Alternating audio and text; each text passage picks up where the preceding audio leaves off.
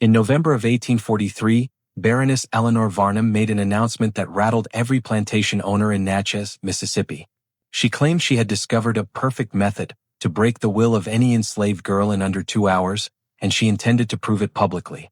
That same evening, she ordered a 15-year-old enslaved girl named Mara dragged into the old carriage cellar, an underground chamber where 8 half-starved wolfhounds were kept chained in darkness.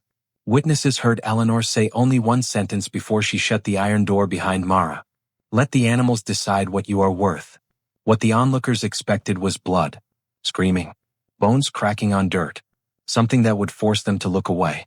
But what they did not know, what none of them could have imagined, was that by sunrise rumors would spread across 4 counties that Mara had walked out untouched, with all 8 dogs following behind her like shadows. Natchez society believed it was a trick. Others whispered it was witchcraft. But the truth was far stranger and far more dangerous. Before we uncover the disturbing truth, subscribe, hit that bell, and comment your state below. Now, let me take you back to where it began. The girl's name had not always been Mara. She had been born Maribel, after her mother's only sister, but names on plantations rarely survived the will of those who owned the bodies attached to them. When Baroness Eleanor Varnham purchased her at 12 years old, she said the full name was too long for a field rat, and shortened it with a sip of wine and a flick of her hand. Mara. A sharp name. Easy to bark. Easy to summon. Easy to dismiss. By the autumn of 1843, Mara had come to understand the Varnham estate as a kingdom of contradictions. The fields rolled outward in waves of golden cotton, peaceful from a distance yet harsher up close, where fingers bled and backs never fully healed. The great house stood at the crown of a hill, its white columns gleaming like polished teeth. Behind it, Spanish moss hung low from the live oaks, muting the landscape into a perpetual hush. But beneath the house, hidden under polished floors and imported rugs, lay the cellar where the Baroness kept her dogs. No one dared enter the cellar voluntarily. Not even the overseers. Mara had seen hints of it only once, when she was ordered to scrub blood from the iron hinges of the door, stains that no amount of ash or lye could completely erase. The air there had been colder, heavier, as if the earth itself was holding its breath. She remembered asking the cook, Mama Bess, why the Baroness needed so many hounds. "Because she liked power that breathes," Mama Bess whispered while chopping onions. "Power she can feed. Power she can starve." Mara hadn't understood it then, but she would. She had spent the morning of her punishment picking cotton with the others, her fingers moving fast, her eyes avoiding the overseer's gaze. The sky was a washed-out blue, pale as old linen, and the wind carried the scent of damp soil and would smoke from the big house kitchen. Everything felt ordinary, almost peaceful. But the Baroness had been watching her from the veranda. Eleanor Varnham was not a woman given to dramatic fits. She favored cold punishments, the kind that lasted. She was in her early 40s, thin as a fence post but dressed in fabrics that rustled like leaves in a storm. Her dark hair was always pinned in a severe twist, and she carried a small riding crop not for horses, but for humans who inconvenienced her. When she walked, servants flattened themselves against walls to make space, though she barely acknowledged them. That morning, she descended the veranda steps with a deliberate calm that made the air shift. The overseer, Caleb Stroud, a man whose face looked carved from limestone, straightened immediately. "Mara," he barked. "Front." The girl froze mid-step. For a moment she imagined running. But running on a plantation was like running underwater. There was nowhere to go. She stepped forward. The Baroness did not raise her voice. She never needed to. "Your work has slowed," Eleanor said, looking not at Mara but at her fingertips, as though the sight of the girl was a mild irritant. "4 rows, and you have produced half a sack when others have produced nearly full." Mara felt her throat tighten. "The bramble tore my hand, Miss Eleanor." The Baroness raised a gloved hand without looking at her. "I did not ask for your explanation." Silence fell heavy between them. The other enslaved workers kept their heads down, pretending not to listen while hearing every breath. Caleb Stroud stepped closer. "Shall I take her to the whipping post, ma'am?" Eleanor turned her gaze toward the horizon, almost reflective. "No. Whipping teaches nothing. Fear teaches everything." Caleb swallowed. Even he did not like the sound of that. "Bring her to the cellar," Eleanor said. Mara's stomach dropped. Her feet felt rooted in the earth. Mama Bess, working farther down the rows, looked up briefly, her eyes widening with a kind of helpless dread. "Now," the Baroness added. Caleb grabbed Mara's arm and dragged her across the field. Each step sent a pulse of terror up her spine. The field hands kept their eyes low, pretending they did not see the girl being taken. But they did, and they knew what that meant. Inside the house, the world changed, from open sky to suffocating walls. Mara was dragged past the parlor where crystal chandeliers flickered, past the dining hall where polished silver gleamed, and toward a narrow door beneath the main staircase. Caleb unlocked it, revealing a steep set of stone steps dropping into darkness. The scent hit her first. Rot. Dampness. Animal breath thick with hunger. Caleb shoved her downward. Keep moving, he growled. The deeper they descended, the colder it became. The torches mounted on the walls sputtered weakly, casting long shadows that stretched like grasping fingers. Far below, a low growl echoed. Then another. Then several more, layered like overlapping thunder. When they reached the bottom, Mara saw the iron-barred enclosure. 8 pairs of eyes glowed in the darkness. The wolfhounds shifted, their chains rattling against the floor. Eleanor Varnham arrived a moment later, her steps slow, unhurried. Animals, she said softly, understand truth better than humans. They recognize fear, weakness, lies.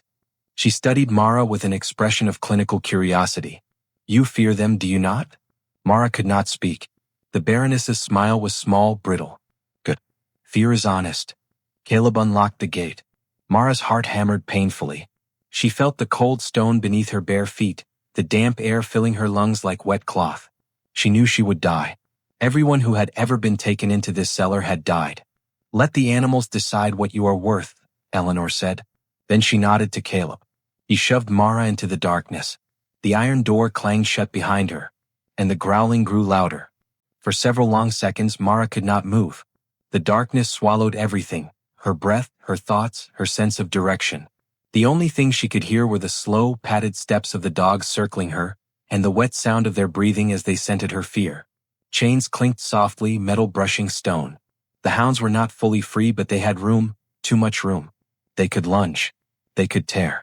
They could kill if she made one mistake. Mara pressed her back to the cold wall, her palms slick with sweat. Her heartbeat thudded so loudly she feared they could hear it. One of the dogs stepped forward, its shadow stretching toward her. A low growl rumbled from deep within its chest, vibrating through the ground. Its ribs showed beneath its matted fur. Its eyes, yellow and wild, glimmered in the dim torchlight filtering under the door. Another hound slunk closer, tail stiff, head lowered, lips slightly curled. Mara swallowed hard. Please, she whispered to no one. The dogs answered with hunger. She could smell it, the raw edge of starvation, the bitter scent of unwashed fur, the coppery tang of dried blood on their teeth. They were waiting, not attacking, not lunging, just waiting. And that terrified her more than anything. Somewhere beyond the door, Eleanor Varnham listened. Her ear pressed near the wood, dress hem brushing the floor. She enjoyed silence before violence. But what Eleanor did not know, what none of them could know, was the one thing about Mara no master had ever bothered to notice. Mara had been raised around animals. Real animals. Wild ones. Before she was sold to the Varnham estate, she had lived on a small tobacco farm where her mother tended goats, chickens, and 2 enormous dogs that guarded the property. Mara, even at 6 years old, had been the one who fed them scraps, cleaned their paws, and sat with them on storm nights. She knew the language of animals better than she knew her own. She knew how to stand, how not to stand, how not to look into certain eyes, how to breathe so she did not smell like prey. And right now, she forced herself to remember all of it. Slowly, so slowly she barely seemed to move, Mara shifted her weight, lowering her shoulders, bending her knees just enough to appear smaller. Not weak. Not scared. Small. Non-threatening. The biggest hound, a gray-furred brute with torn ears, sniffed at the air, confused by her sudden stillness. Mara lowered her gaze to the floor. Not at them. Never at their eyes. Direct eye contact was a challenge. She focused instead on her breathing, steadying it, fighting the panic clawing at her throat. A soft whine came from the dog closest to her sleeve. Not hunger, curiosity. Mara let out a trembling breath, barely audible. It is all right, she whispered. Her voice cracked. Not a command. Not a plea. A sound. Gentle. Instinctive. The hounds froze. On the other side of the door, Eleanor frowned. Why is it quiet? She leaned closer. Caleb, do you hear anything? No, ma'am. That girl should be screaming. But Mara was remembering something else now, something her mother used to say while teaching her to feed the watchdogs. They know what you feel, her mother had whispered, placing Mara's tiny hand on the dog's back. Do not fear them. Fear makes you smell like meat. Respect them. Let them smell truth. So Mara inhaled deeply despite the stench of the cellar. Her lungs burned, but she held her breath for a moment, letting her heartbeat slow. When she exhaled again, it came out smooth, almost calm. The hound sensed the shift instantly. One stepped closer, pressing its cold nose against her ankle. Mara didn't flinch. Another brushed her knee with its snout, sniffing at the fabric of her torn dress. A third circled behind her, tail lowering from stiff aggression into something like alert curiosity. For the first time, Mara lifted her hand. Not fast. Not high. Just enough for them to see. The greyhound hesitated. Its ears twitched. Its lip lowered back over its teeth. Mara stretched her fingers toward its muzzle. Come, she breathed. The dog leaned forward. Its wet nose touched her palm. Outside, anger creased Eleanor's mouth. Why are they not ripping her apart? But she could not yet hear what was happening within. That the dog's growls had softened into throaty murmurs, that their claws no longer scraped the stone in agitation but tapped in steady pacing as they circled her calmly. Mara lowered to her knees. The stone bruised her skin, but she did not care. She pressed her forehead lightly against the head of the greyhound, the way her mother once taught her to show trust. The dog let out a low exhale and eased its weight against her. The others followed. One nudged her shoulder. One licked the dirt from her hand. Another curled its tail between her legs, weaving around her like a protective shadow. Instead of tearing her apart, the 8 starving hounds surrounded her like a pack welcoming one of its own. Mara closed her eyes. She did not know if she would live beyond this cellar. She did not know what waited on the other side of that door. But for the first time since she was dragged down the steps, she felt something she had not felt in years. Control. Above them, Eleanor stepped back. We wait 10 minutes, she said, voice sharp with expectation. Then we retrieve her remains. 10 minutes. But the dogs would not allow that. Time in the cellar twisted into something strange. Mara could not see the sky, yet she could feel minutes moving past in the rhythm of the dog's breathing. One lay beside her, ribs rising and falling against her thigh. Another settled near her feet, massive head resting across her ankles like a heavy, living shackle. A third positioned itself between her and the gate, watchful, ears twitching at every sound beyond the iron. They smelled of old blood, damp fur, and the sharp musk of fear long turned into habit. But beneath that, Mara caught another scent, one she recognized from childhood. Loneliness. The kind that seeped from bones when creatures were caged too long. She moved her fingers carefully along the nearest hound's neck, tracing the collar that had rubbed the skin raw. Her fingertips found scar tissue, ridged and hard. The dog shivered but did not pull away. That is it, she murmured. You are not alone now. Her voice, barely more than a breath, carried through the stillness.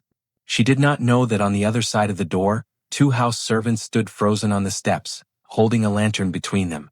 They had been ordered to listen. Eleanor wanted witnesses when the first scream came. But none had. Do you hear anything? One whispered. No. No snarling, no, nothing. They glanced at each other, suddenly aware of the gooseflesh rising along their arms. What if she cursed them? The younger one whispered. I heard of such things. Back in Georgia, there was a woman. Hush, the older snapped. Do not let the mistress hear you speak of curses. She believes in nothing but herself. Upstairs, Eleanor Varnham paced the side parlor like a general waiting for news from the battlefield. The lace at her sleeves trembled with each sharp turn. A half-drunk glass of brandy sat untouched on the sideboard. She did not like waiting, she liked results. Caleb Stroud stood near the doorway, hat in hand, gaze fixed on the floorboards. You are certain the chains gave them room? Eleanor asked. Yes, ma'am. And you did not feed them this morning? No, ma'am. Last feed was yesterday at dawn.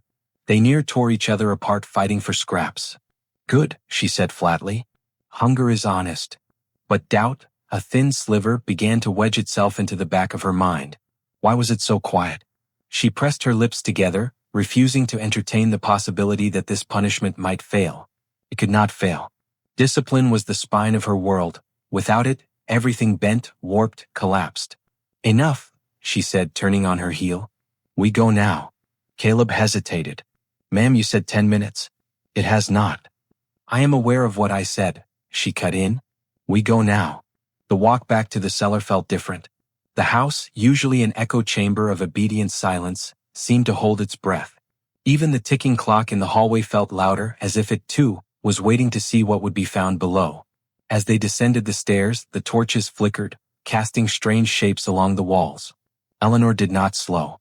Outside the door, the servants stepped aside quickly. One thrust the lantern forward, hand shaking.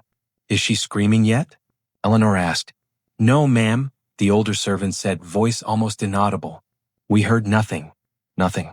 The word irritated Eleanor in ways she did not show. She handed Caleb a key. "Open it." He swallowed. The iron key turned in the lock with a long, grinding scrape. The dogs did not bark. Chains did not rattle. The silence on the other side was thick enough to touch. Caleb lifted the bolt, then stepped back as the Baroness herself reached for the handle. She needed, to see first what her method had produced. She swung the door open. Torchlight poured into the cellar, rolling across the stone floor and into the enclosure. For a fraction of a moment, Eleanor's mind refused to make sense of what her eyes saw. Mara was alive. Not hiding. Not cowering in a corner. Alive, seated cross-legged on the ground in the center of the pen, her back straight, her dress torn at the shoulder, her hair hanging in loose braids around her face. 8 enormous hounds lay around her in a loose ring. One had its head on her lap. Her hand rested calmly between its ears. The other dogs were stretched out, watching the doorway with steady, untroubled eyes, not the wild, starving frenzy Eleanor expected, but something close to guarded loyalty. Mara did not flinch when the door opened. She did not scramble toward it, did not beg, did not cry. She merely turned her head and looked up at the Baroness. There was dirt on her cheek, a smear of dried blood on her sleeve where one of the collars had rubbed raw against a dog's neck. But her eyes were clear. The gray hound at her knee emitted a low growl directed not at her, but at the doorway. Eleanor's jaw tightened a fraction. Caleb crossed himself without realizing it. "What is this?" Eleanor's voice, though quiet, cut like glass. Mara did not answer immediately. She placed her palm flat on the dog's neck, and the growl subsided to a soft rumble. "They are hungry," Mara said finally. Her voice was hoarse but steady. "Not monsters." The words floated into the air like something sacrilegious. Behind Eleanor, one of the servants gasped. The Baroness stepped forward slowly, eyes narrowed. "You did this," she said. It was not a question. Mara blinked. They were already like this. Just no one saw them. The hounds' bodies tensed as Eleanor moved closer, but their loyalty to the girl was unmistakable. When the Baroness reached for the latch to step inside, the greyhound rose halfway, ears pinned, lips lifting just enough to reveal a hint of teeth. It was not a full snarl. It was a warning. Caleb grabbed Eleanor's arm instinctively. "Ma'am, maybe." She shook him off. Eleanor Varnham had built her entire life on the assumption that everything could be bent, broken, or bought. That included animals. That included people. The sight of both defying her in a single moment struck at something primal inside her, something that felt uncomfortably like fear. But she would never name it that. "How," she said, voice low, "did you turn my hounds into your guards?" Mara's fingers curled slightly in the dog's fur. "I did not turn them, Miss Eleanor," she said softly. "I listened." The greyhound's gaze never left the Baroness. And in that dim cellar, with the pack gathered around a girl who should have been torn to pieces, something shifted in the balance of power on Varnham land, something that none of them yet fully understood. Years later, people would say that this was the moment the Baroness began to lose her grip on her kingdom, though she did not know it then. All she knew was that a 15-year-old enslaved girl had walked into a chamber of starving dogs, and emerged as the one they chose to obey. For a long heartbeat, no one moved. The cellar air felt thicker than before, saturated with the unspoken realization that the order of things had tilted. Not broken. Not yet. But tilted like a glass set too close to the table's edge. Eleanor recovered first. "Chain them," she said. Caleb frowned. "Ma'am, they are already chained." "Closer," she snapped. "I want no slack between them and the wall." The dogs reacted before he could move. The greyhound stepped fully in front of Mara, shoulders squared, teeth now clearly bared. A second dog rose at her side, hackles raised, emitting a low, vibrating growl that settled into the marrow. Caleb froze. He had faced men with knives, drunken planters with guns, storms that tore through roofs. But there was something about the synchronized threat of 8 starving hounds choosing a girl over their mistress that unnerved him in a way he did not care to examine. "Miss Eleanor," he started, "I do not think." "Then stop thinking," she said coldly. "You are not paid for that." She fixed her gaze on Mara. "Order them aside." Mara's throat tightened. "I cannot order them." Eleanor tilted her head. You just did. I only asked, she said. They choose. The answer irritated Eleanor more than open defiance. Then ask them, she said, voice icy. Now. Mara inhaled slowly. The dogs felt the shift immediately, reacting not to the Baroness's voice but to the girl's breath. Easy, Mara whispered, her tone sliding into that soft cadence animals understood better than any words. You have done enough. It is all right. Her hand moved along the greyhound's neck in a slow, steady stroke. The dog's lip lowered. The growl faded. One by one, the hounds relaxed, though they did not lie down. They stepped aside just enough to leave a narrow path between them and the wall, a reluctant corridor. Caleb's shoulders sagged with relief he hoped Eleanor had not noticed. There, she said quietly. You see? She commands them. The word hung in the air like smoke. Commands? Mara wanted to say she did not. That animals were not soldiers waiting for orders. But she knew better than to argue with a woman who could turn words into weapons. Eleanor stepped closer to the threshold but did not cross it. She studied Mara with the same assessing gaze she used on ledgers and crops. You will stand, she said. Mara rose, legs stiff from sitting on the stone. The dogs moved with her, adjusting position as if keeping formation. You will walk to the gate, Eleanor continued. Mara took a step. The dogs flanked her, one on each side, then two more behind. It looked less like a prisoner being released and more like a procession. Caleb swallowed hard. Mara reached the gate. The cold iron pressed against her arm. Eleanor watched the dogs, not the girl. If I raised my hand to strike her, she murmured, would they let me? Caleb's voice came out rough. I do not believe so, ma'am. Eleanor's eyes flashed a warning. You are very free with your beliefs today. Apologies, ma'am. She let the tension linger a moment longer, then stepped back. Release her, she said. Caleb unlocked the smaller inner latch and opened the gate just enough for Mara to slip through.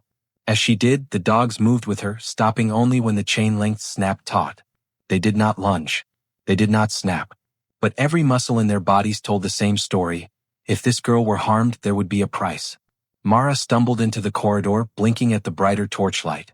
Eleanor looked down at her with something new in her eyes, something colder than hatred, slower than anger. Calculation. Take her upstairs, she said. Wash her. Feed her. But do not let her near the others yet. I will decide what to do with this. Her gaze flicked back toward the pen. Mara realized as Caleb gripped her arm again that she had survived the dogs but stepped into a different kind of danger entirely. She did not know yet that the story of what had happened in the cellar would outpace her, turning her from frightened girl into whispered legend before the day was out. By dusk, rumors had already reached the fields. They say she came out without a scratch. That is not possible. Mistress never leaves anything alive she puts down there. I heard the dogs licked her hands like she was their mother. She must have made a bargain with the devil. She must be the devil. Mara sat on a small stool in the laundry room while Mama Bess sponged dirt and dried blood from her arms. You breathe? Mama Bess muttered, half prayer, half accusation. Yes. The older woman shook her head. I told myself I would not see your face again. I told myself, that child is gone. Her hands trembled as she scrubbed. What did you do down there? Mara hesitated. Nothing. Do not lie to me. I did nothing, Mara repeated. Just did not run. Did not fight. I let them smell me. I let them choose. Mama Bess stopped scrubbing. Water dripped from the cloth onto the floor. They chose you over hunger, she said slowly. Mara's voice broke on the next word. Yes. The older woman crossed herself, then caught herself, fingers curling midair as if afraid even a sign of the cross could be misinterpreted as witchcraft. You listen to me now, Mama Bess whispered, leaning close. The mistress, she loves two things, control and novelty. You just became both. She will not kill you yet. She will study you. Study me how? Mara asked, throat dry. Same way she studies crops, Mama Bess said. She will test how much you can take before you break. And if she learns you bend the dogs, she will want to know if you can bend other things. Like what? Mama Bess met her eyes, and for the first time Mara saw fear there, not for herself but for the girl in front of her. Like people. Outside, the sky deepened toward evening. Shadows lengthened across the yard, stretching from the big house toward the slave quarters like reaching fingers. The hounds in the cellar lay restless, occasionally lifting their heads toward the ceiling as if listening for footsteps that did not come. What none of them knew, not yet, was that before the week ended, those same animals would be led into the light, and Mara would be forced to stand between the Baroness and everyone she cared about, with nothing but 8 pairs of eyes and a fragile trust to hold back the worst kind of cruelty. And if she failed, the cellar would not be the only place that ran red. News traveled along the plantation like wind, slipping under doors, around corners, through whispered conversations at the well and hurried exchanges in the cookhouse. By the next morning, Mara's name had become something else entirely. Some spoke it as a blessing, some as a curse. Many did not dare speak it at all. In the quarters, men who had long ago learned to keep their eyes low glanced up when she passed. Women paused in their washing, fingers stilling on wet fabric. Children, who understood fear more quickly than language, watched her with the wide, uncertain eyes they reserved for thunderstorms. Mara did not feel like a miracle. She felt exhausted. Her body ached from tension, her muscles tight as rope. Sleep had come in shards that night, broken by flashes of the cellar, the glow of eyes in the dark, the hot breath on her skin, the weight of 8 lives pressed against hers as they chose not to tear her apart. Every time she closed her eyes, she heard the door opening again. Every time she expected a different outcome. By late morning, she was summoned to the big house. The summons itself was unusual. Enslaved workers were ordered, not invited. But the message sent by a house servant was strange. The mistress requests the presence of Mara, the boy recited, voice stilted with memorization. She is to be brought unharmed and unmarked. Unharmed. Unmarked. Mara's stomach tightened. Mama Bess caught her before she crossed the yard. Keep your head down, the older woman whispered. Speak only when you must. And whatever she asks, remember, she is not asking. She is deciding. The big house loomed above, pale columns cutting the sky into neat divisions. Inside, the air smelled of beeswax, perfume, and something acrid beneath it, like old arguments. Eleanor waited in the morning room, a copy of Godey's Lady's Book lying open on the table beside her. She was not reading. The magazine functioned more as a prop, a suggestion of refinement. Her true attention was on the window, where she could see the distant rise of the hill and, beyond it, the faint line of the river. When Mara entered, escorted by Caleb, Eleanor did not turn immediately. Stand her there, she said, with a small gesture toward the center of the room. Mara stopped, hands clasped before her, eyes on the floor. You may go, Caleb, Eleanor added. The overseer hesitated. Ma'am, you want me near if she were going to attack me, she would have done so already, Eleanor said, finally glancing toward the girl. Do not flatter her with the imagination of rebellion.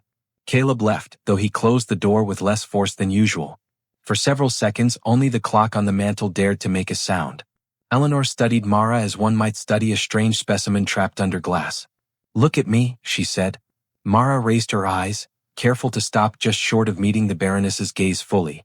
It was a trick most enslaved people learned early, seeing without being seen to challenge. You slept? Eleanor asked. Yes, Miss Eleanor. You ate? Yes. Did you dream of my dogs? Mara swallowed. Yes. And do you fear them now? There was a trap in the question. Mara felt it. Yes, she said cautiously. But not like before. Explain. Mara chose her words with care. I feared them as enemies. Now I fear what will happen to them if they are used for things they are not meant for. Eleanor's brows lifted slightly. Not meant for? They are animals. They exist to serve purpose, guarding, hunting, punishing. They are made to be used. Like us. Mara asked before she could stop herself. The words slipped out, quiet yet heavy. Eleanor's eyes sharpened. Yes, she said. Like you. The answer should have stung. Instead, it clarified something for Mara, like a lens snapping into focus. To Eleanor, there was no distinction between a hound and a human in chains. Both were tools. Both could be broken. Both were supposed to obey. That the dogs had chosen otherwise was not a wonder to Eleanor. It was an inconvenience. You have given me something interesting, the Baroness went on. I was prepared to lose 8 dogs to prove a point. Instead, I may have gained something far more profitable. Mara's spine chilled. Profitable, miss? Do you imagine a woman of my station earns her position by the softness of her heart? Eleanor asked mildly. The Varnham fields are productive because I am efficient. Efficient managers do not waste resources. They adapt them. She stepped closer, the silk of her dress whispering against the polished floor. You have a talent, Eleanor said. Whether it is witchcraft, trickery, or something else entirely, I do not care. I care that it can be seen. Displayed. Leveraged. Displayed how? Mara's mouth felt dry. As demonstration, Eleanor said. To my neighbors. To the men who sit in their parlors and talk of bloodlines and breeding but have never controlled anything wilder than a frightened rabbit. She smiled thinly. We will host a gathering. Mara's heart lurched. A gathering? Several of the surrounding families are due to attend the winter social in Natchez, Eleanor said. We will invite them here first. We will show them something they have never seen on southern soil. A girl commanding a pack of half-starved hounds and emerging untouched. Her eyes glittered. They will talk. They will envy. They will fear. And fear, my dear, is a very fine thing to sell. Mara stared at her, words caught in her throat. They will call it a spectacle, of course, Eleanor went on. A curiosity. But they will also call it discipline. They will think, if she can make animals obey with such precision, what might she do with the people under her care? And then, when they speak of efficient plantations, they will speak of Varnham first. But they are not my animals, Mara said softly. They are themselves. Eleanor's smile vanished. You will not correct me in my own house, she said. If I say they are yours, it is because I permit you to stand near them. That is all. She moved to the writing desk by the window and picked up a quill. In 3 days' time, she said, dipping the quill in ink, you will go back into that cellar. Not alone. You will perform for an audience. And you will not fail. Mara's voice shook. What if I do? Eleanor's hand did not pause as she began to write invitations with elegant, looping letters. Then, she said calmly, I will lose 8 dogs, and 1 troublesome investment. But you will lose more than that. The meaning settled over Mara like ice. You may go, Eleanor added. Mara stepped backward from the room, throat tight, heart pounding. As she crossed the yard again, the winter sun weak against the chill wind, she realized that surviving the dogs had not saved her. It had simply written her into a different kind of cage, one where every movement would be watched, measured, exploited. And somewhere, in the shadowed cool of the cellar, 8 animals lifted their heads, as if they could sense that the next time the door opened, it would not be hunger alone that waited on the other side. It would be eyes. White eyes. Dozens of them. And those eyes were far more dangerous than teeth. Mara returned to the quarters with her pulse still drumming in her ears. Every step across the packed dirt felt like walking deeper into a story someone else had written for her. One she could not escape, one she did not trust. By the time she reached the wash shed behind the quarters, Mama Bess was already waiting, hands on her hips, apron stained with flour and sweat. You look like somebody done tied your spirit in a knot, Mama Bess muttered. What'd she say? Mara slipped inside, lowering her voice.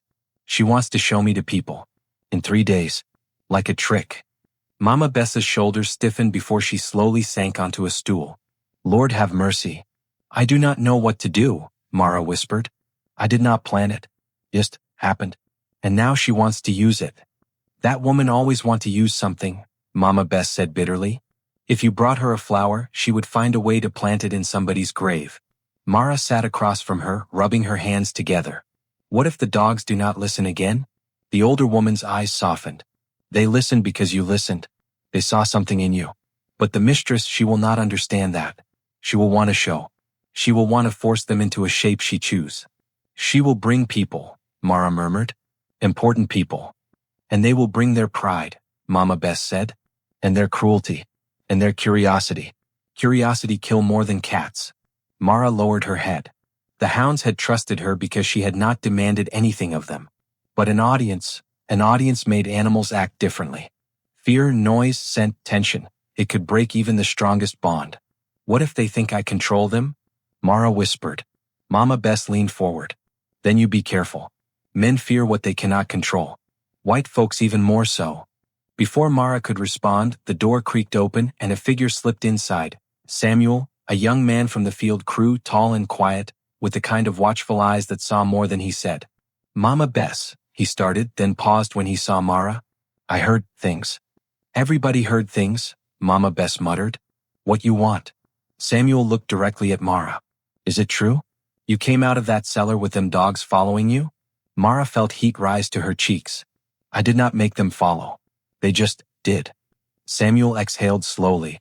That cellar been death for every soul who went down there. Nobody ever walked back out whole. And they saying you did. He stepped closer. People listening, Mara. People thinking maybe something changing. Mara shook her head quickly. No, nothing is changing. She is only using me.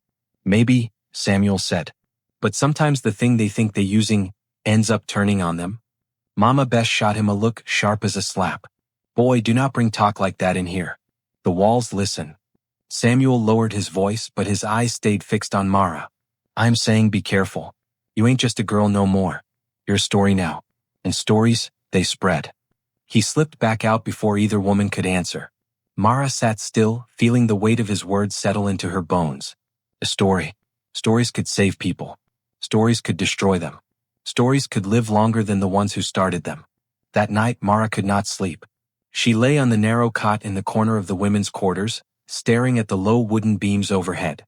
The faint sound of wind threaded through the cracks in the walls. Somewhere far off, a whippoorwill called into the darkness. Her mind replayed the cellar over and over, the dogs circling her the moment they stopped seeing her as prey. Every breath they took, every twitch of muscle, every shift in weight. She understood animals. But she did not understand Eleanor Varnham. Near midnight she sat up. Outside, the quarters were quiet, a hush broken only by the soft murmur of sleepers and the occasional creak of wood adjusting to the cold. Mara wrapped a shawl around her shoulders and slipped outside, feet bare on the cool packed dirt. The moon hung low above the treeline, pale and thin as a clipped fingernail. She told herself she was only going to breathe, to steady herself, to think. But her feet carried her to the hill behind the big house, where the cellar door waited, heavy, iron-bound, silent. She stood before it. Her breath condensed in the cold air. She reached for the wood, fingers brushing the grain where old scratches had been sanded down. She remembered the dog's eyes in the dark, the trust that had formed in a space filled with hunger and death. Are you awake? She whispered. A moment later, a soft sound answered from beneath the floorboards. A whine. Small. Questioning. Mara closed her eyes and crouched, pressing her ear to the cold door. Another whine. Two this time. Then the faint scrape of claws dragging across stone. They knew she was there. Her heart ached at the sound. She had seen the scars on their bodies, the way they watched the Baroness with lowered heads and tightened muscles. She understood now that they had been raised not just in hunger but in terror. Mara. She jerked upright. Caleb Stroud stood 10 paces away, lantern in hand, flame flickering across his rigid features. What you doing out here? He asked. I could not sleep. That door ain't for you, he said. Not unless the mistress sends you. Mara's hands clenched. I was not going to open it. Caleb stepped closer, studying her. Not with suspicion, something stranger. Unease. Even he had seen something in that cellar that unsettled him. You need to be careful, he muttered finally. She think you got power, she'll want to break it to prove she still runs this place. I do not have power, Mara said. Caleb's lip twitched in what might have been the beginning of a smile. Girl, I seen a lot in my years, but I ain't never seen 8 starving dogs protect somebody like they did you. You call that nothing? Mara dropped her gaze. I did not ask for it. Doesn't matter, Caleb said. Power don't care who asked for it. He lifted the lantern slightly. Go back to the quarters, he said. Before she notice you gone. If she find you out here, she'll think you trying something. And what would she think I am trying? Mara asked. Caleb looked at the cellar door, then back at her. Freedom, he said quietly. Mara felt her breath catch. Caleb extinguished the lantern, plunging the hill into moonlit darkness. Go, he said. She went. Behind her, the cellar door remained still, but the dog's faint movements echoed through the ground, pacing, restless, waiting. Not for food. For her. What none of them knew, not Mara, not Caleb, not even the Baroness, was that someone else had seen her slip out that night. Someone whose loyalty did not lie with the enslaved or the mistress, but with a far more dangerous secret. The one who saw her was not a man from the fields nor a woman from the kitchen. It was Jonah Varnham, the Baroness's 15-year-old nephew. He had arrived a week earlier from New Orleans, sent by a brother who believed a season in the country might harden the boy into something more suitable for business. Jonah hated the country. He hated the smell of manure, the way mud clung to his boots, the oppressive quiet after sundown. But he liked the shadows. In the city, shadows hid gambling debts and stolen whiskey. Here they hid other things. He had been leaning out of an upstairs window that night, restless, listening to the night insects when he saw a thin shape move across the yard, shawl wrapped tight, head bent. Mara. Curiosity pulled him as surely as a hook. He slipped from his room, padded barefoot down the hallway and took the back stairs 2 at a time. He knew which boards did not squeak. He had found them in his first days there, mapping the house like a thief casing a bank. By the time he reached the hill, Mara was already at the cellar door. He watched from behind a clump of scrub brush as she pressed her ear to the wood, as if trying to hear secrets buried in stone. Jonah had heard about the cellar since childhood. The plantation's darker stories reached even New Orleans parlors, whispered after brandy when the women had gone upstairs. Hounds in the dark. Screams no one stopped. An ant who did not flinch from blood. He watched Mara crouch, lips moving soundlessly. Then Caleb appeared with his lantern and Jonah shrank back, careful not to be seen. He heard only fragments of their conversation. The admonition to be careful, the mention of power, the single word that made Jonah's pulse quicken. Freedom. When Caleb put out the lantern and sent Mara back down the hill, Jonah stayed where he was, heart thudding in his chest, mind racing faster than it had in months. Power. Freedom. Dogs that obeyed a girl instead of his aunt. Interesting. He waited until the yard had emptied again, until the last glow of light in the quarters flickered and died. Then he approached the cellar door himself, fingertips brushing the iron hinges.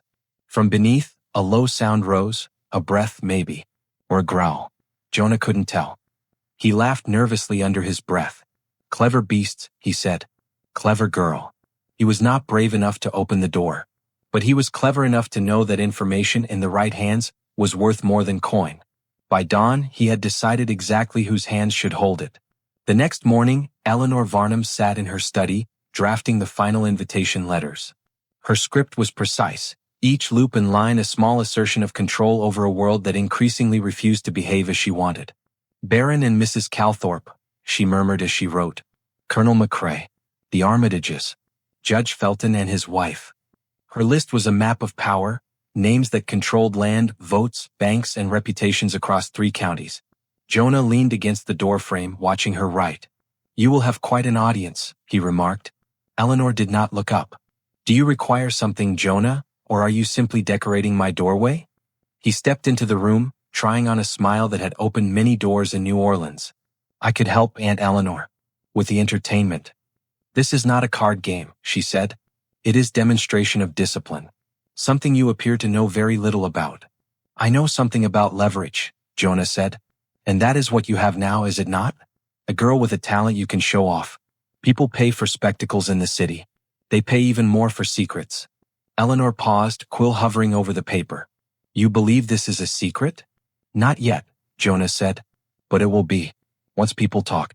Once rumors spread that on Varnham land, there is a girl who can walk into a den of starving beasts and make them lie at her feet.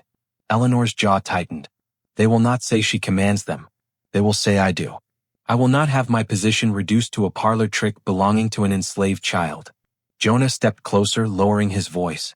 Then claim her. Out loud. Make it clear she is your creature. Your instrument. Eleanor's eyes narrowed. And what makes you so eager to advise me on my own household? He hesitated, only a heartbeat. If you gain from this, perhaps there is place for me in what you gain. After all, you have no sons. Eleanor watched him with a slow, assessing gaze that mirrored her earlier scrutiny of Mara. You think in terms of inheritance while you still smell of school ink, she said. Ambitious, foolish, dangerous. But useful, Jonah said quickly. I listen. I see. I saw her last night. At the cellar. That made Eleanor's attention sharpen like a blade. Explain. He told her, choosing his words carefully. How Mara had gone alone, how Caleb had found her at the door, how they had spoken in hushed tones thick with warnings. She went back to them, Eleanor murmured. The thought disturbed her more than she wished to admit. Without being summoned. She is attached, Jonah said. To the beast. And they to her. You could use that. How? Jonah's smile was small and cold. Make everyone see that their loyalty is not to her, he said, but to you. Let them watch as you control the girl who controls the dogs. That is real power. Power they will envy. Eleanor did not answer immediately. She tapped the quill against the edge of the inkwell, ink darkening the wood. When the guests arrive, she said finally, you will stand with them. You will say nothing unless I instruct you. But you will listen. You will tell me afterward every word they speak. Jonah's face brightened. Of course. And if you ever follow one of my slaves at night again without my knowledge, she added, I will consider you no different from them. The warning sat between them like a coiled snake. Yes, Aunt, he said. He left the room with his heart beating faster. He had wanted to be closer to the center of things. Now he was Down in the quarters, Mara and Mama Bess were making bread when a house servant appeared at the door. "Mara," he said, avoiding her eyes. "Mistress wants you in the yard. She say bring nothing. No tools. No apron. No apron." Mama Bess frowned. "Why she care what you wear for a conversation?" Mara wiped flour from her hands onto her skirt and followed. The yard between the big house and the fields had been raked smooth as if for a gathering. A rough wooden platform, usually used for auctions or punishments, had been dragged into place near the center. But today, no whips hung from hooks. No chains clinked. Instead, 2 of the dogs stood there. They were harnessed, thick leather straps running across their chests, but they were not straining. They stood alert, ears up, watching the house. Eleanor emerged moments later, dressed in a gown of deep green, darker than pine needles, her expression composed. "Come here," she said. Mara walked closer. The dogs saw her and their bodies loosened slightly, tails shifting in the air. One let out a soft chuff. "They remember you," Eleanor said. "Good." She stepped down from the veranda onto the packed earth. "In 3 days," she continued, "this yard will be full of people who believe themselves to be masters. Planters, judges, men who think dogs and slaves are simple creatures. You will prove them wrong." Mara's palms grew damp. "You will walk into that yard," Eleanor said softly. "You will call all 8 hounds to you, and you will make them sit, quiet, obedient, peaceful, while they stand a few paces away." "And if I cannot?" Mara asked. Eleanor's eyes in that moment held neither anger nor cruelty, only certainty. "Then they will see you torn apart," she said. "And they will see that even miracles die when they fail to serve their purpose." The gray hound pressed his nose against Mara's hand as if he sensed her fear. She curled her fingers into his fur. Somewhere deep inside her, a resolve began to harden, not born of hatred but of one simple, stubborn thought. They would not be used this way. Not the dogs. Not her. Not if she could help it. What she did not yet know was that someone else, listening from the shadow of the smokehouse, was thinking the same thing, for completely different reasons. The figure in the shadow of the smokehouse was Samuel. He had been stacking firewood, his movements slow, deliberate, one ear tuned not to the crackle of embers but to the rhythm of voices in the yard. When the mistress stepped out with her green dress and her cold plans, he slipped back into the shade, hands still, breath shallow. He saw the hounds. He saw Mara. He heard the terms laid down like iron. In 3 days, either she would stand untouched in the center of 8 beasts before a crowd of white faces, or she would die in front of them. Samuel had seen enough small cruelties to know that sometimes the grandest ones were dressed as entertainment. As Eleanor finished speaking and turned back toward the house, Samuel stepped deeper into shadow, letting the smokehouse wall hide him from her gaze. Only when she disappeared onto the veranda did he move again. Mara stood there a moment longer, one hand still buried in the greyhound's fur. She looked small between the dogs and the house, like something caught between 2 storms. Samuel crossed the yard when no one was looking. "You all right?" he asked quietly. Mara didn't startle. She had felt someone watching her. "No," she said. "But I am breathing." "That count for something," Samuel muttered. "What she want from you?" Mara told him, keeping her eyes on the dogs as she spoke. Samuel's jaw tightened. "So they want a show," he said. "Make the girl and the beast dance. Make everybody clap. Make the mistress look powerful." Mara's voice dropped. She said, "If I fail, they watch me die." Samuel glanced toward the big house, its windows gleaming like blank eyes. "And if you succeed," he said, "you make her stronger. Give her story to tell in every parlor for 50 miles. Mara swallowed. "What am I supposed to do? If I refuse, she kills me. If I obey, I help her." Samuel looked at the dogs, lean bodies, wounded skin, eyes that only softened when they settled on Mara. "What you supposed to do," he said slowly, "is live long enough to find a way to break something that need breaking." Mara stared at him. "You talk like there is a way out." "There is always a crack somewhere," Samuel said. "Even in stone. You just got to find it before the whole thing comes down on your head." He stepped closer, lowering his voice until it was barely breath. "Listen. Folks already talking. They scared and they hopeful. That is a dangerous mix. Some of us been thinking on ways to use that. But we don't move unless we know you going to live past this performance." Mara's heart picked up. "You are planning something?" Samuel's eyes flicked briefly toward the quarters, then the fields. "Not planning. Waiting. Watching. They're a difference." "But you have ideas," she pressed. He hesitated. "Ideas get people killed when they slip into the wrong ears. For now, you do what you must to stay alive. Keep them dogs close. Make them trust you more than they trust anybody else on this land. That might be the crack." Mara looked down at the gray hound, whose head now rested heavily against her hip. "I do not control them," she said. "That why they might follow you," Samuel replied. "People tired of chains listen different to somebody who ain't trying to pull them tight." Caleb's voice cut across the yard. "Mara." She straightened instinctively.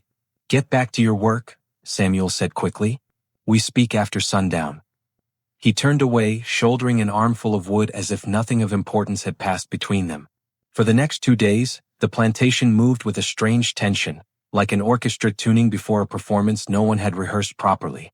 Eleanor oversaw preparations with a level of precision that left no corner untouched.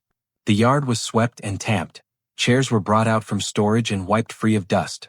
A temporary canopy was stretched between posts to shield her guests from the winter sun. Cook fires burned longer than usual as Mama Bess and the kitchen crew prepared food fit to impress planters who judged a woman's worth by her table as much as her acreage. In the quarters, the enslaved people felt the pressure like a weight on their chests. "Why they cleaning everything so hard?" a young girl asked. "Because white folks coming," another answered. "And when they gather, something bad always follow." On the second night, Samuel found Mara near the small spring that trickled behind the quarters. She sat on a flat rock, washing her hands, eyes distant. "You been with them?" he asked. She nodded. "She made me go down twice. In the day. Alone." "And?" "They came," Mara said. "All 8. But they were restless. They smelled something wrong even when nothing was happening. Like they know the air is different." "Animals sense what we pretend not to," Samuel muttered. "You talked to them?" "Yes. I told them they did not have to do anything they did not want." Samuel's eyes widened. "You told the only things that might keep you alive that they got a choice?" "Yes." "And if they choose wrong?" Mara looked at him steadily. "Then at least someone on this land knew what it felt like to choose." Samuel exhaled, half laugh, half disbelief. "You more dangerous than you know." She shook her head. "I'm only tired of being used." He crouched beside her. "Then remember this. When they all gather out there, it ain't just you being watched. It's all of us. They see how we stand, how we look at you, how we look at them beasts. You give them anything they can call rebellion, they'll make us pay for it 10 times over." "So you want me to obey," she said. "I want you to survive," he countered. "Anything else we figure later." Footsteps crunched behind them. They turned to see Jonah, hands in his pockets, expression casual but eyes sharp. "Evening," he said. Samuel stood slowly. "You lost, young master?" "Not at all," Jonah replied. "I was just enjoying the night air. And overhearing very interesting conversations." Mara felt her heart leap to her throat. Samuel's face hardened.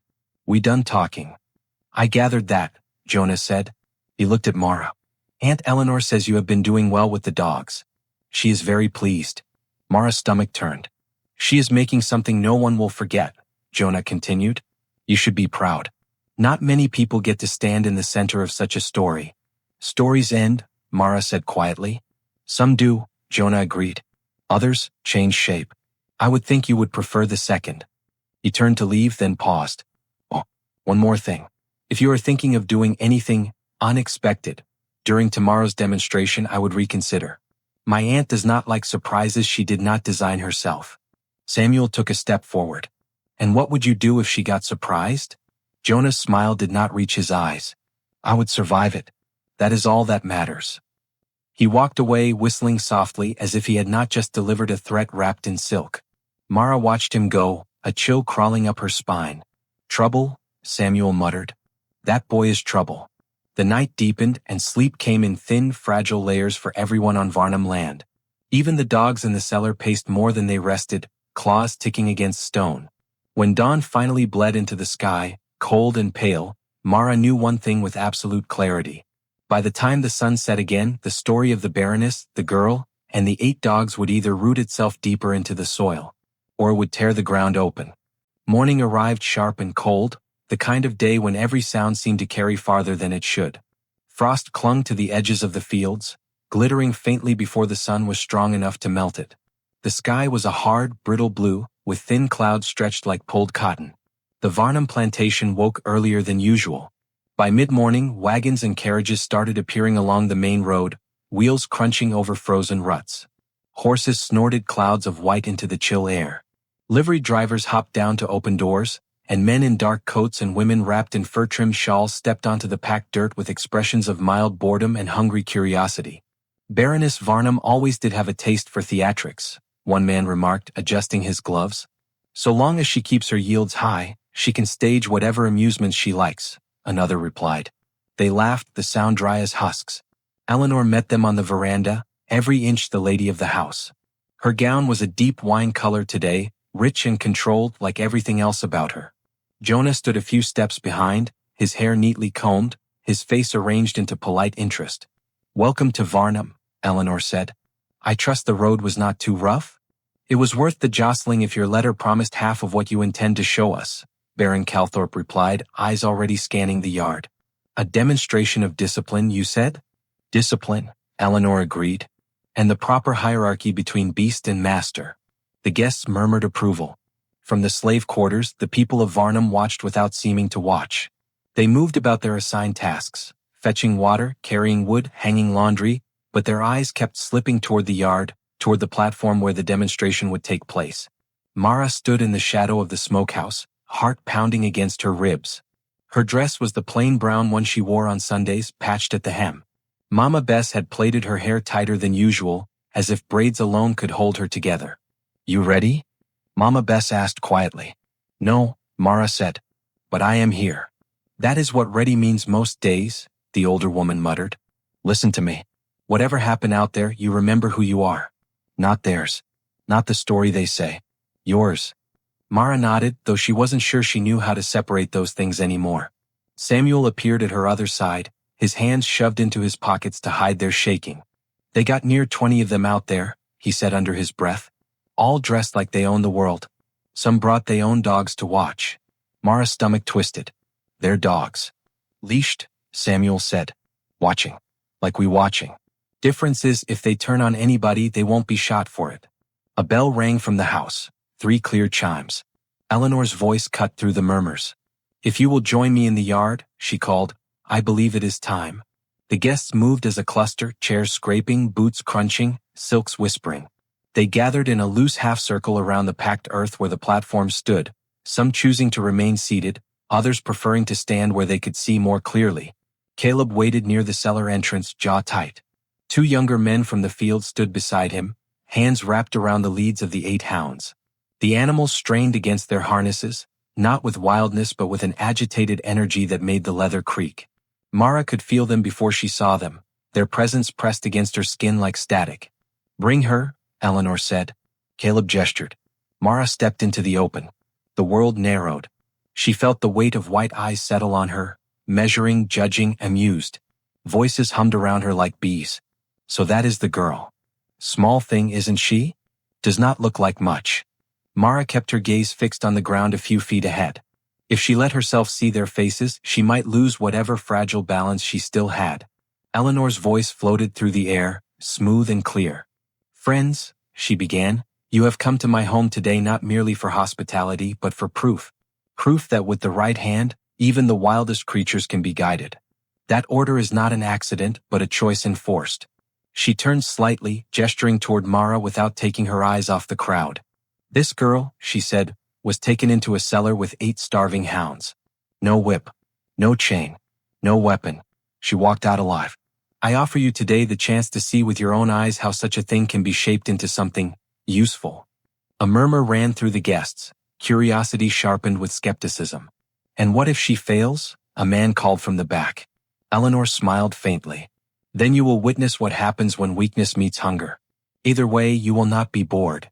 Polite laughter rippled. Mara's hands curled into fists. Caleb shifted his weight, then signaled to the boys holding the leads. Together they guided the hounds into the yard. The dogs burst into view in a rush of muscle and breath, harnesses taut. Their paws kicked up dust.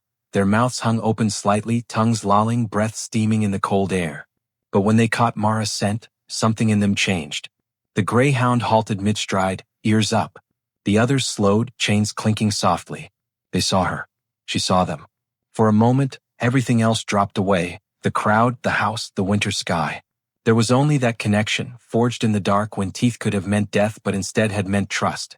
Mara inhaled slowly. She felt the packed earth beneath her feet, solid and real. Eleanor's voice cut across the space between them. "Call them," she said. Mara's throat felt dry. "May I speak to them first?" A few guests chuckled, as if she had told an unexpected joke. Eleanor's jaw tightened. "You may do whatever you must, so long as they obey." Mara ignored the last sentence. She took a step forward.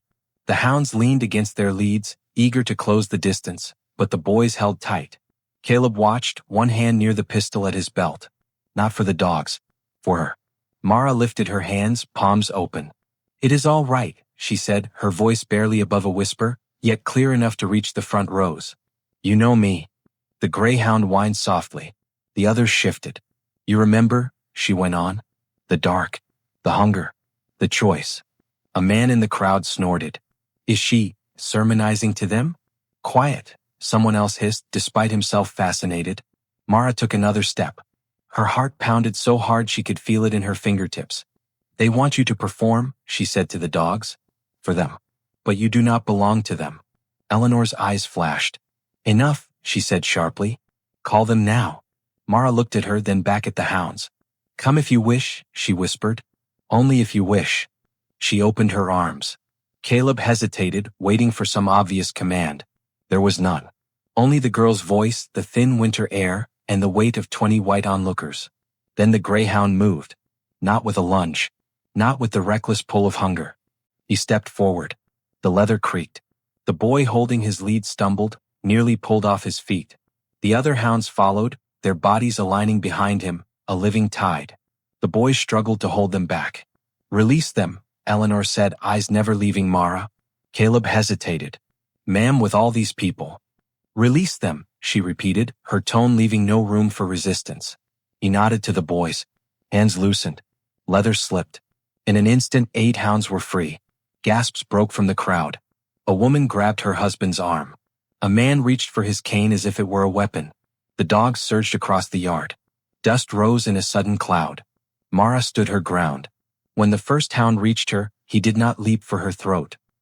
He pressed his head against her chest, driving the breath from her lungs.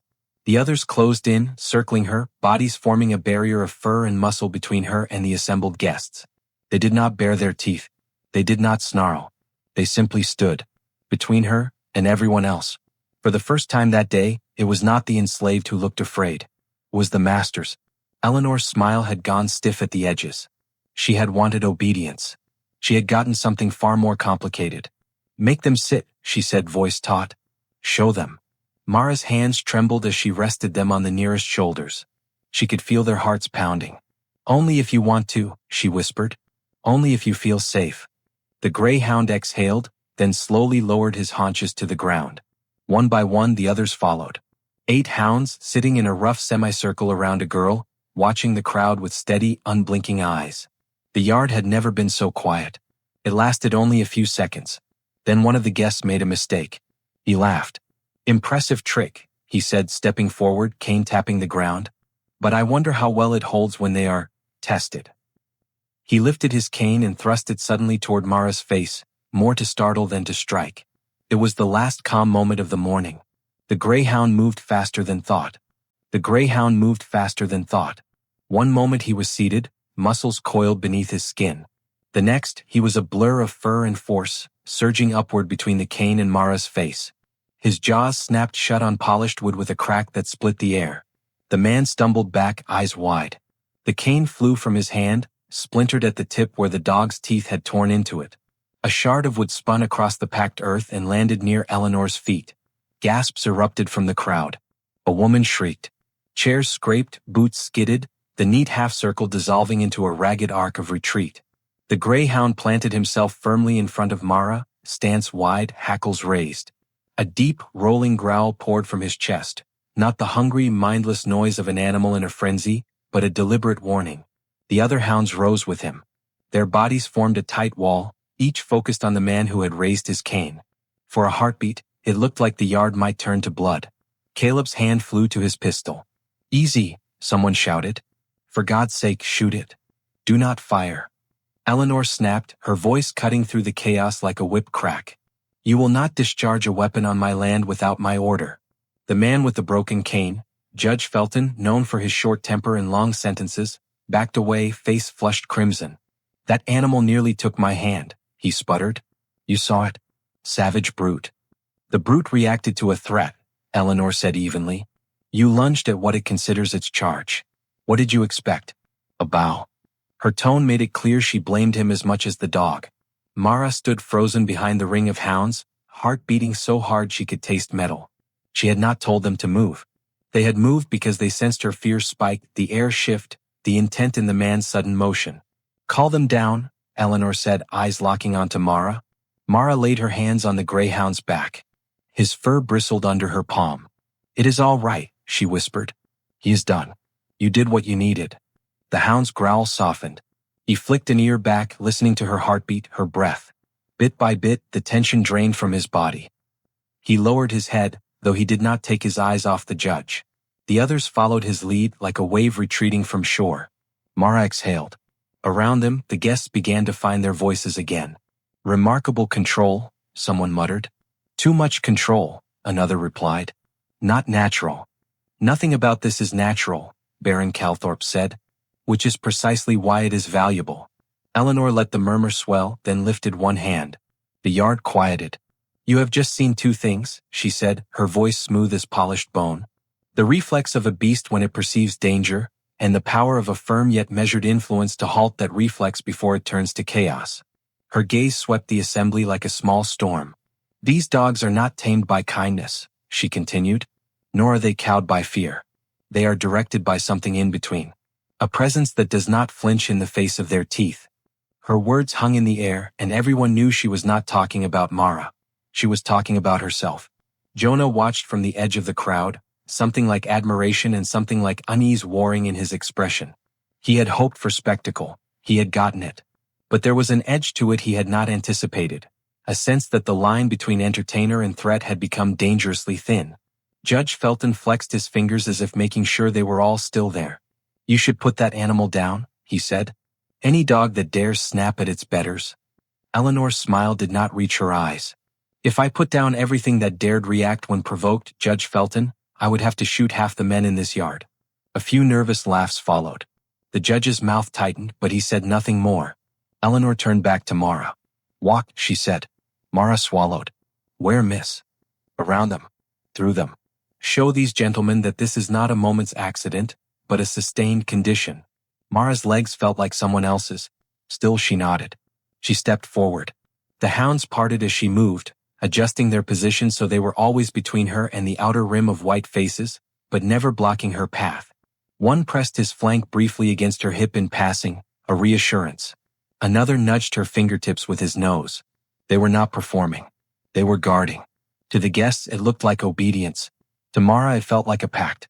She completed the circle and came to a stop, the dogs settling into positions around her once more.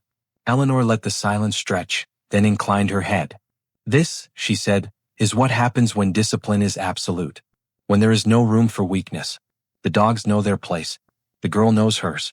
And I know mine." She let the words sink in. "You ask how such order is achieved. It is not with sentiment.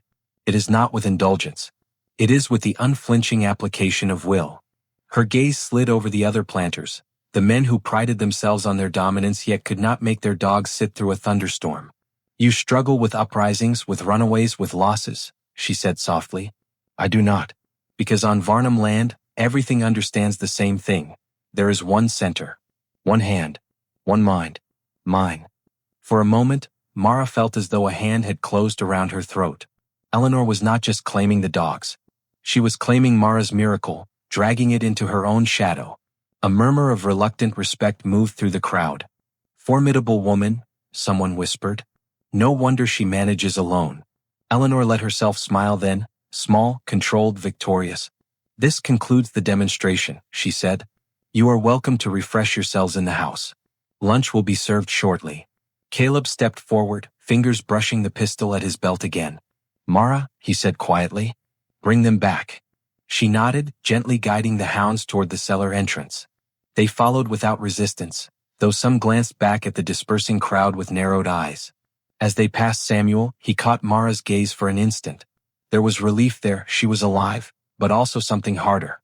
He mouthed one word, Later. Inside the cellar, the air felt almost welcoming compared to the hot scrutiny of the yard. The hounds moved into their familiar space, chains rattling softly as Caleb reattached them. Mara knelt by each one, checking collars, whispering thanks. "You saved me," she murmured to the greyhound. He leaned into her hand, eyes half closing. "What you did back there," Caleb said quietly from the doorway, "you know they will talk of it for years." Mara smiled without humor. "They will talk of her." Caleb hesitated. "Maybe. But they saw you too. Don't fool yourself that they will forget." "That is what I am afraid of," she said. He shifted, uncomfortable. "She is pleased," he went on. "More than she let on. That make you safer for a time. But it also make you valuable. Things that valuable," he let the sentence trail off, "are rarely allowed to choose," Mara finished. Their eyes met in the dim light. Above them, on the veranda, Eleanor's guests were praising her table, her wine, her uncanny control. They did not know that the dogs they had just witnessed would not leave the cellar again without incident. They did not know that a story, once loosed, develops a will of its own. They did not know that somewhere in the crowd, Jonah had turned to Baron Calthorpe and said very softly, "Imagine what such influence could do in other hands." And the Baron, who had his own debts and ambitions, had replied, "I am imagining it already." That afternoon, the plantation wore two faces. On the veranda and in the parlor, Eleanor's guests sipped wine and praised her composure. "Incredible," Baron Calthorpe said, swirling his glass. "I have seen dog handlers at fairs, but nothing like that. And from an enslaved girl, no less." "Under the right mistress, even a weed can be trained to bloom," Eleanor replied lightly. Laughter floated through the room. In the yard and the quarters, a different conversation moved in whispers. She stood in the middle of them like they was her shield. "That judge near lost his hand. I saw it. She ain't normal, that girl. Or them dogs. Maybe that is what we need, something not normal." Mara heard pieces of it as she carried water, as she passed doorways where voices dropped when she approached. She felt eyes on her, the enslaved measuring a kind of hope, the house servants calculating risk, the overseer wary. Even the children followed her at a small distance, like sparrows trailing a larger bird they did not understand. By evening, the guests began to leave, carriages rattling down the main road as the winter light thinned. Only Baron Calthorpe remained. He sat with Eleanor in the study, the door half closed. Jonah lurked just beyond, close enough to hear through the slight gap without being seen. "You know what you have now," Calthorpe said, leaning back in his chair. "A curiosity. People will pay to see it. Or pay to own the secret of it." Eleanor's fingers tapped once against the armrest. "I am not running a traveling show, Baron." "No," he said. "But men in New Orleans, in Baton Rouge, in Mobile, they would pay handsomely to learn your method, to have their own girl and their own beast to display. And if they cannot learn," he let the thought trail off, "they will want to buy," Eleanor said. "Precisely. I am not selling my dogs," she replied. Calthorpe smiled, thin and knowing. "I was not talking about the dogs." Silence settled like dust. Jonah held his breath. "She is not for sale," Eleanor said finally. "Not now. Not while her usefulness is untested." "Usefulness cuts both ways," Calthorpe said. "I saw how those animals moved when the cane came toward her. They did not obey you. They obeyed her. Be careful, Eleanor. Tools with their own minds have a way of turning in the hand." Eleanor's jaw tightened. "Are you suggesting I cannot control my own property?" "I am suggesting," he said quietly, "that you have built a spectacle around something you do not fully understand. That is all." He stood, smoothing his coat. "If ever you decide that particular piece of property is burdensome," he added, "I will take her. And the dogs. For a price that would make your field sing for a decade." Eleanor did not respond. He left without another word. Jonah stayed where he was, mind racing. There it was, value spoken aloud. Numbers behind the marvel. He had thought to harness Mara and the hounds as a way to climb within his aunt's shadow. Now he saw something larger, a trade, a leverage she might one day be forced to consider. Inside the study, Eleanor poured herself more brandy with a hand that trembled just enough to disturb the liquid surface. Calthorpe's warning clung to her like smoke. They did not obey you. They obeyed her. She thought of the dogs stepping between Mara and the judge's cane, of the way they had moved when the girl whispered, of the quiet defiance in Mara's eyes when she said, "I listened." Discipline, Eleanor believed, flowed in one direction, from the top down. What she had seen today suggested something messier, something shared. She did not like it. Shared power was no power at all. In the quarters that night, Samuel gathered 3 men and 2 women in the darkest corner, near the back wall where the wind slipped through the cracks and carried words upward instead of outward. "We cannot wait forever," one man said. "They could sell her. They could kill them dogs. They could break what little we got." "They already breaking it," another muttered. "Just slower than usual." Samuel looked at Mara sitting with her knees drawn up, arms wrapped around them. "You heard what he said?" Samuel asked. "That Baron?" She nodded. "He wants to buy me. And them." "That mean one thing certain," Samuel said. "You and them ain't just fear to them no more. You money. Money make them do things quicker than hate ever did." Mara's voice was low. "What can we do?" "Not run blind," Samuel said. "That is how you get chained tighter. But we got 2 things now we did not have before." "What?" "A story," he said. "And a pack of teeth that listen to you more than to them." A woman shook her head, eyes wide. "You talking madness? You thinking of letting them dogs loose on the white folks? They burn this place and us with it if we do." "I am thinking," Samuel said carefully, "that if something is going to break, we should choose where the cracks go." Mara stared at the dirt floor. "When she put me in that cellar," she said, "I thought I was already dead. The only thing that saved me was that they chose not to kill." "And if they choose again?" Samuel asked. She lifted her head. "Then I must choose too," she said. Outside, the dogs shifted in their sleep as if something in the night air tugged at them. What none of them knew, neither in the study nor the quarters, was that Eleanor had already made a choice of her own. She would not sell. She would not share. She would test the limits of this strange bond until it either bent to her design, or broke in a way that left no question who held the final word on Varnham land. And to do that, she would return to the only place she truly trusted, the cellar. Eleanor moved faster than rumor. Before another day passed, she sent word for Mara and Caleb to meet her at the cellar. No guests. No audience. Just the 3 of them and the 8 lives chained below. The morning was gray, the sky low and heavy. The house seemed quieter than usual, as if it sensed something about to slip outside the usual rules. Mara's stomach clenched as she followed Caleb down the familiar steps. The air grew colder with each rung, humidity clinging to her skin. The scent of straw, iron, and animal breath rose to meet them. The dogs stirred as she approached, chains rattling, tails twitching. Eleanor stood by the gate, gloved hands folded neatly around a riding crop. "We removed the witnesses," she said. "The applause. The distractions. Now we see what remains." Mara's voice was barely audible. "You saw what remains. They chose not to harm me." "They chose in front of an audience," Eleanor replied. "People behave better when watched. Animals too. I want to know what they are when there is no one to impress." She nodded toward the pen. Inside. Mara hesitated, then stepped through the gate. The dogs crowded her immediately, pressing against her legs, sniffing at her hands. Their presence steadied her heartbeat. Caleb set the bolt. Eleanor watched, eyes narrowed. "Step away from her," she said to the hounds as if they understood English. "Go on. Back." They did not move.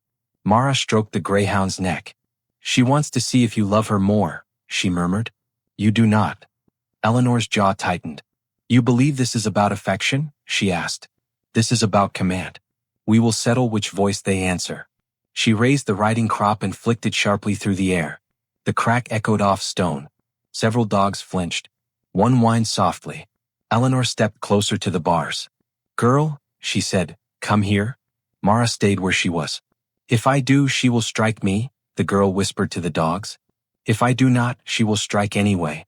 Eleanor's lips thinned. "You will obey." She thrust the crop through the bars and snapped it across Mara's shoulder. Pain lanced through her. Mara gasped, knees buckling. The reaction from the hounds was instant. The gray dog lunged. Not for Mara. For the crop. His jaws clamped down on the leather, wrenching it sideways. Eleanor staggered, dragged off balance. Another hound surged forward, teeth snapping inches from the bars, a bark ripping from his chest so loud it rattled the hinges. Caleb swore, reaching for the gate. "Hold!" Eleanor shouted, eyes blazing. "Do not open it." The dogs were no longer still. They moved as a single, furious organism, muscle, teeth, and sound, bodies angled between Mara and the woman with the whip. The chains jolted taut, iron rings creaking in the stone. Mara scrambled backward, pressing against the far wall as the dogs formed a knot around her. "You see," Eleanor said, breath quick. "They defend her against me. Against their owner. They defend against pain, Mara said, voice shaking. You taught them that. Eleanor stared at the snarling ring of animals, at the girl shielded by bodies that should have belonged to her command. Something brittle snapped behind her eyes. This cannot stand, she whispered. I will not have my authority questioned by a pack of beasts and a slip of a girl. She turned to Caleb. Get the gun. Mara's blood turned to ice. No. The greyhound's growl deepened, as if he understood the word. Caleb hesitated at the stairs. Ma'am, if we start shooting in here, they'll? Then let them, Eleanor said. I would rather drown this place in blood than let anyone leave believing they can set terms with me. She took a step back as if to give herself room. And in that small retreat, fate found its crack. Her heel caught on a loose stone. She slipped. Her shoulder struck the iron bars. The crop fell from her hand. For a heartbeat, her face pressed between two rusted rods, no silk, no distance, nothing between her and what she had made. The dogs did not lunge. They did not tear out her throat. They did something worse. They ignored her. Every head stayed turned toward Mara, every muscle pointed back, forming a wall that did not even recognize Eleanor as something worth attacking. She was not center. She was not threat. She was nothing. For a woman who had built her life on being the axis around which all else turned, the disregard cut deeper than teeth. When Caleb helped her to her feet, her face was chalk white. Chain them short, she said, voice flat. No more demonstrations. No more shows. Feed them. Work them. But if anyone speaks of this, of today, they answer to me. What about her? Caleb asked, nodding toward Mara. Eleanor looked at the girl, at the way the dogs leaned into her even now, drawing comfort from her presence, not their mistress. Send her away, Eleanor said. Somewhere far. Somewhere no one knows her name. I will not have my hounds divided. Mara's heart clenched. You will sell me? No, Eleanor replied. I will relocate you. To Calthorpe's neighbor in Baton Rouge. Somewhere you are a field hand, nothing more. No cellars. No dogs. No stories. But it was too late for that. Stories were already moving. Weeks later, Mara rode away in a trader's wagon, wrists bound, eyes fixed on the receding hill where the cellar door lay hidden. The dogs' howls followed for nearly a mile, thin and broken by distance. On Varnham land, the hounds grew quieter after she left. They did their work. They guarded, they hunted. But they never again answered a human voice with the same fierce devotion. Years later, when the war came and plantations burned or crumbled into ruin, people told the tale differently depending on who did the telling. White folk said there had been a foolish experiment with dangerous animals, wisely ended. The enslaved, and then the freed, told another version. They said there was once a girl who walked into the dark with 8 starving dogs and came out with all 8 following, not because she broke them, but because she refused to. They said on certain nights, when the wind blew from the east, you could hear hounds crying for a master who had never owned them, and a name they had chosen themselves. Mara. What truly became of her, history never fully recorded. Some claimed she lived to see freedom in a crowded city, working in a livery stable where horses and dogs calmed at her touch. Others swore she led people through swamps at night, guiding fugitives with a whistle only animals could hear.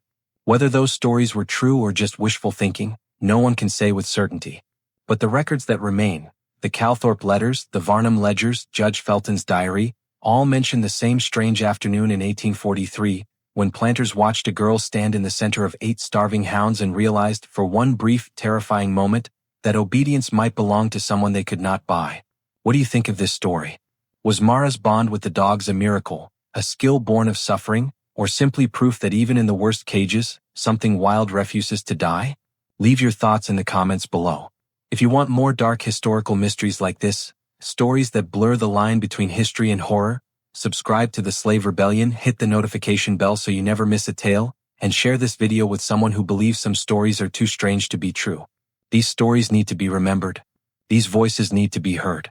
I will see you in the next video.